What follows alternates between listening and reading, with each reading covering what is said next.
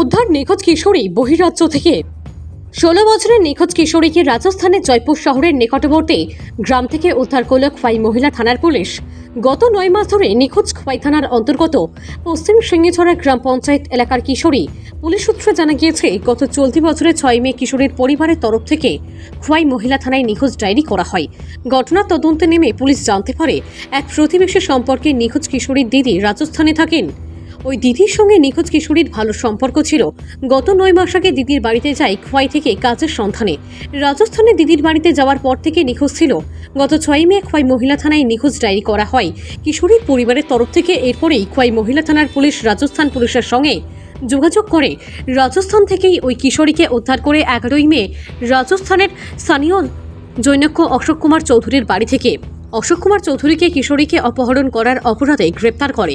বুধবার রাতে খোয়াই মহিলা থানায় নিয়ে আসা হয় কিশোরী ও অপহরণকারীকে। আজ খোয়াই জেলা আদালতে পেশ করে অপহরণকারীকে। খোয়াই থেকে সৌরভ ভৌমিকের রিপোর্ট, আসাম প্রাইম নেটওয়ার্ক। মাসের আমাদের কাছে একটা কমপ্লেন আসে সিঙ্গিছড়ার একটি মাইনর মেয়ে মিসিং। তো অ্যাকর্ডিংলি আমরা দি গাইডেন্স অফ এসপি খোয়াই আমরা একটা টিম ফর্ম করি, হেডেড বাই সাব ইন্সপেক্টর চম্পা দাস। 7 তারিখেই আমাদের টিম রাজস্থানের জন্য রওনা হয়। ফার্দার ইনভেস্টিগেশন আমরা জানতে পারি যে রাজস্থানের মাইনর মেয়েটা রিসাইড করছে।